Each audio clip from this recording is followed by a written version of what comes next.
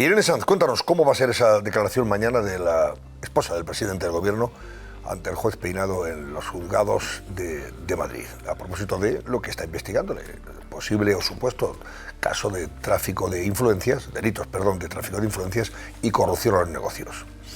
Bueno, vamos antes de nada, Antonio, con una última hora que acabamos de conocer a través del mundo, una última hora de Begoña Gómez. Begoña Gómez se comprometió con el Instituto de Empresa a no usar contactos familiares en su beneficio. La esposa del presidente firmó un contrato que vetaba tratar con la administración, pero ocultó durante 2 años que trabajaba también en la cátedra. Esto lo conocemos a través del mundo. Información, como decimos, que conocemos a pocas horas de que Begoña Gómez vuelva a sentarse ante el juez. Ahora sí que habrá declaración.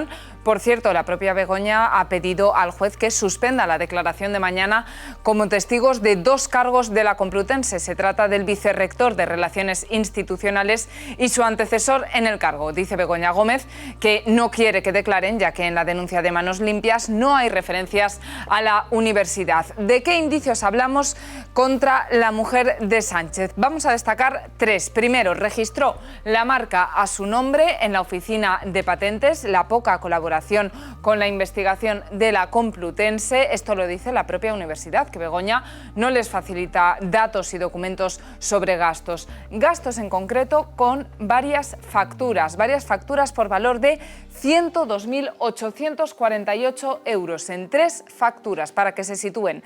El límite para no tener que convocar un concurso para adjudicar un contrato son 15.000 euros. Bien, pues una de las facturas sospechosas es de 14.999 sin contar el IVA, es decir, justo €1 por debajo del límite legal, del tope legal, para no tener que hacer un concurso para adjudicar ese contrato. La universidad denuncia que Begoña no ha aportado ningún documento que acredite la prestación de este servicio. Reacción del presidente del Partido Popular. Lo hemos escuchado en Herrera en COPE.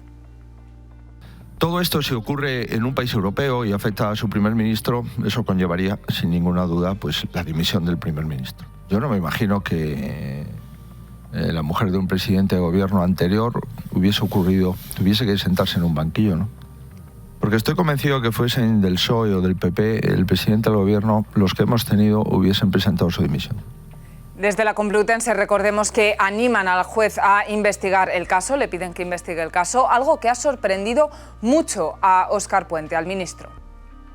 Yo esto no lo he visto en mi vida, sinceramente. O sea, es algo alucinante. Se le está haciendo una auténtica labor de inspección a la vida de Begoña Gómez a ver si se encuentra algo. Y esto, desde la óptica penal, es inconcebible. Y espero que esto, pues en algún momento, se le ponga fin a alguien, algún órgano superior de justicia. Ya lo hemos visto, sí se ha pronunciado el ministro Puente. Quien no lo ha hecho es el marido de la investigada, el presidente del gobierno. Y eso que sí que se lo han preguntado los periodistas, pero digamos que ha pasado por alto esa cuestión. Bueno, de estas cosas vamos a hablar, y si me permiten, pues ya tendremos ocasión de... ¿Le queremos preguntar qué espera de la declaración de su mujer mañana ante el juez? Bueno, del primer ministro británico... Sí, espera que se cierre el acuerdo sobre Gibraltar. Bueno, no, lo que vamos a quedar es precisamente en tratar de negociar durante los próximos meses.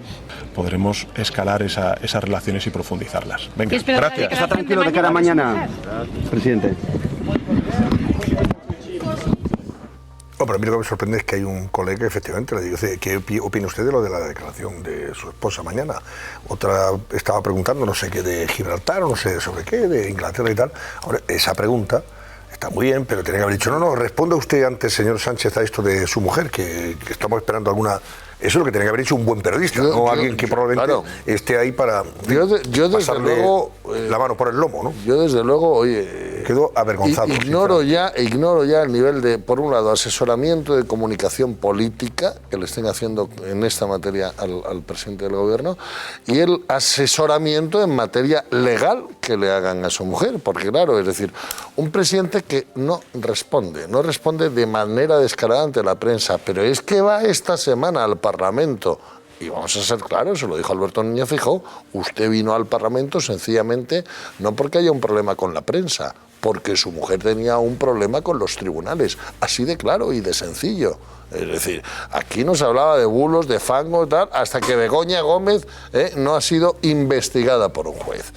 Entonces, por un lado, un presidente del gobierno que el asesoramiento desde el punto de vista de comunicación es, no, tú no respondas, muy bien no es que quede el asunto, pero claro, una investigada donde todo lo que tiene que hacer, dado que eres la esposa de quien eres, nada menos que del jefe de un gobierno nacional, en lugar de decir, oiga, mire, a mí que me miren, yo explico todo, aquí traigo los papeles. No. Es casi obstrucción a la justicia. Un día impides tu declaración, otro pones obstáculos para no sé qué, que quieres entrar por la puerta de atrás, que no quieres que te graben en vídeo, como a cualquier hijo de vecino, incluso expresidentes del gobierno. Porque yo recuerdo la declaración, y como testigo solo de Mariano Rajoy, y la dieron absolutamente en directo todas las televisiones de este país. Pero yo también, entonces, bueno, insisto, allá Ignacio, ellos. Pero la manera de retratarse tanto ante el juzgado como ante las cámaras ya dice mucho y no dice nada bueno. Pero a mí me sorprende que los colegas que estaban ahí, que han tenido la oportunidad de hacerle esa pregunta, hay uno que efectivamente ha preguntado, pero había muchos más. Hombre, nadie se le ha ocurrido que, oiga, que se va usted sin responder lo que le ha preguntado fulanito. Pues el responsable de no sé, prensa del presidente del gobierno se va a ganar una bronca, y aquí te espero por permitir que se haya colado un periodista. Se haya oído la pregunta. Que ha conseguido hacer una pregunta diferente a lo que estaba, pero estos son los representantes de la sociedad en este caso, es decir, la sociedad a través de los periodistas le hace una pregunta muy concreta. Hábleme de lo que piensa de su mujer, y la respuesta del presidente del gobierno es el mayor desprecio. Venga. Dice, venga, se da la vuelta. O no hago comentarios. ¿Cómo se ha producido el desprecio total? Normalmente cuando los presidentes están fuera, dado que son comparecencias rápidas y en el exterior, digamos que entre todos los compañeros que están allí se pactan al menos 3 preguntas. Y yo quiero pensar, naturalmente, que una de las preguntas pactadas es esta, claro, que el presidente... en cambio, te despache con un silencio total y absoluto, un silencio y un desprecio. Es esa imagen de girarse y darse la vuelta. Vamos a ver, quien esté llevando desde el mundo, porque de verdad es que no tiene un pase desde el punto de vista de la comunicación. Pero tiene razón, Antonio. Es alguien que da la sensación que tiene mucho que callar, y cuando se gira, incluso algo que esconder. Pero los periodistas, si se quedan callados también, si hay un silencio...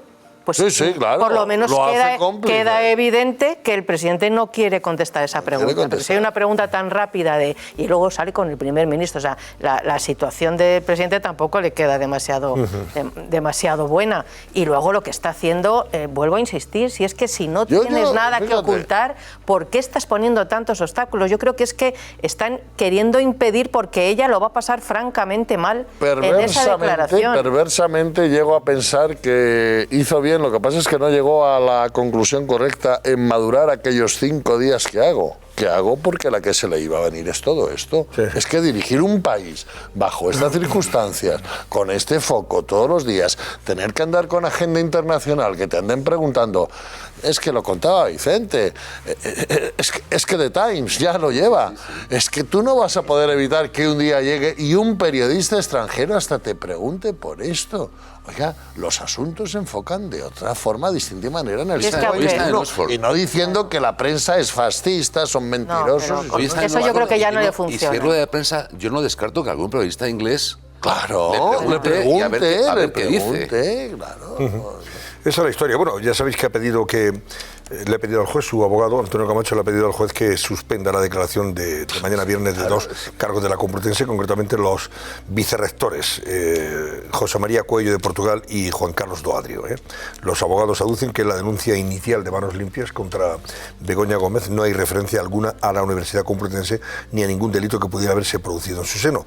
Lo que pasa es claro que en estos últimos días ya se está viendo que hay motivos para investigar sobre el proceder de Begoña Gómez al frente de esa cátedra, ¿no? Están intentando ganar tiempo, pero... Y como ha pedido la propia universidad, pide que se investigue, lógicamente, al juez, le pide que investigue si ha habido o no apropiación indebida por parte de ella. Voy a saludar a Ignacio Ruiz Jarabo, que fue director de la Agencia Tributaria.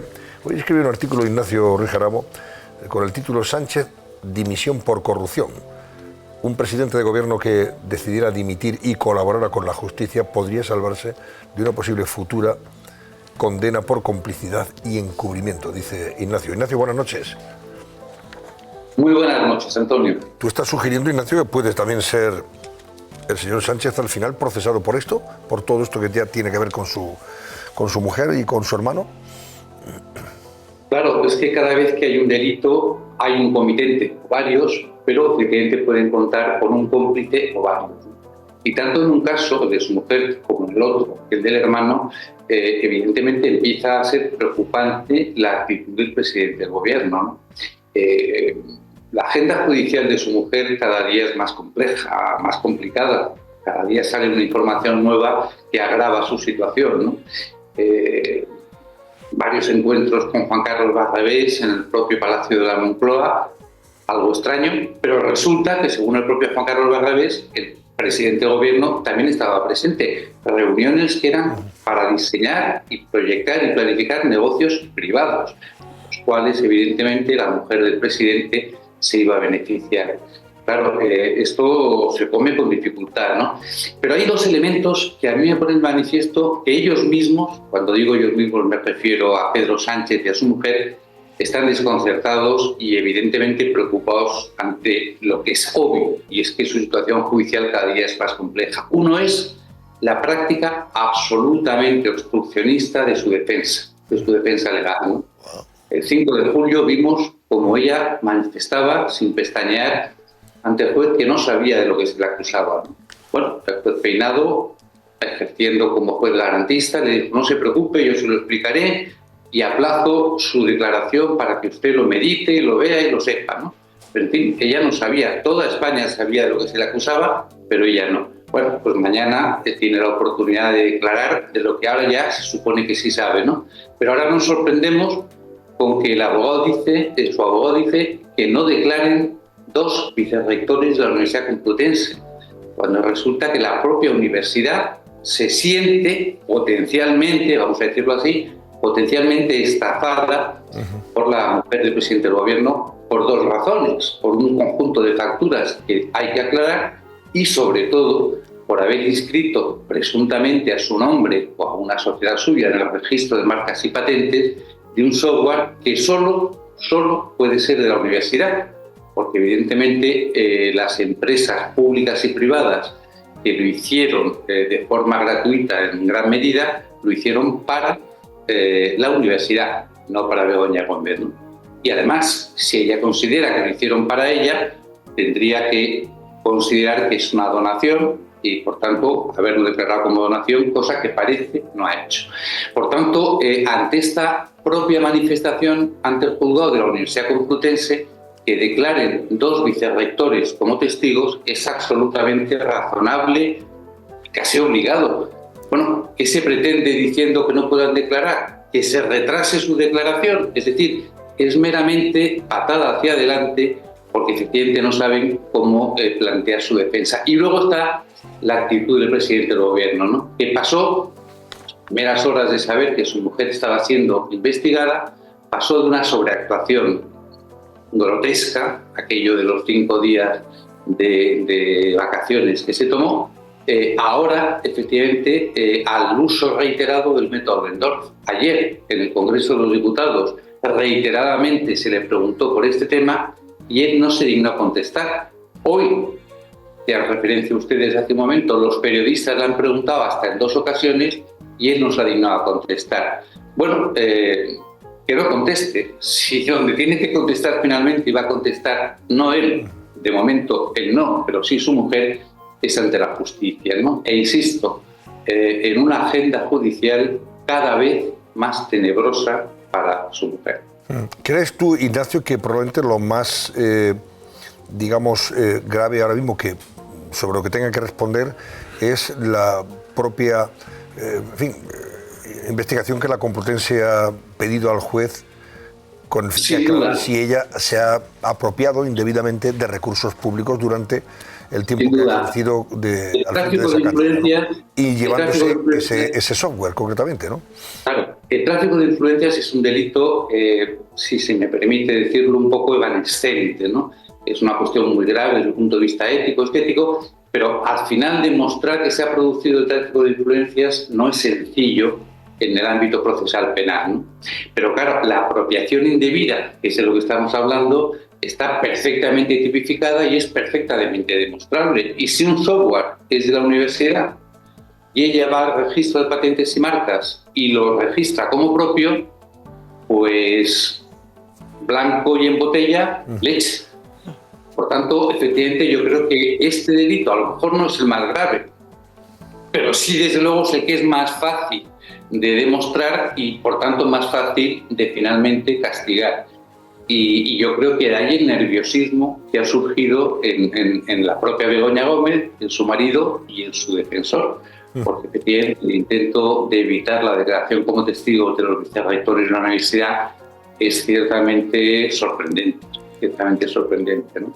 Insisto, quizá no sea el más grave, o sí, pero lo que sí es el más fácil de interpretar, el más fácil de encajar en un procedimiento penal y el más fácil, efectivamente, de castigar. Por eso yo creo que es donde peor lo tiene ahora mismo Begoña Gómez. Algunos lo dijimos hace ya varias semanas, incluso lo escribimos, y parece que la realidad confirma lo que dijimos y escribimos, ¿no? Que este asunto, la inscripción como propio de algo que no es suyo, es apropiarte de lo ajeno, es decir, apropiación indebida.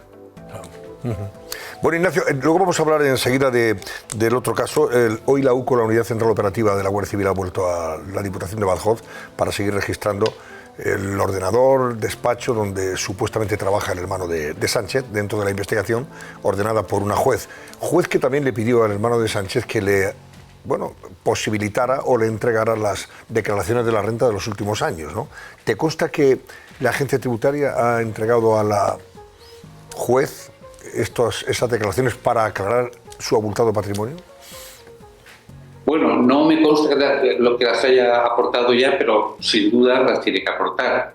Si alguna autoridad de la agencia tributaria decidiera no cumplir la orden recibida del juzgado, pues sería una desobediencia y por tanto incurriría en un delito de no colaboración con la justicia. O sea que si no las han entregado ya, las van a entregar, ¿no?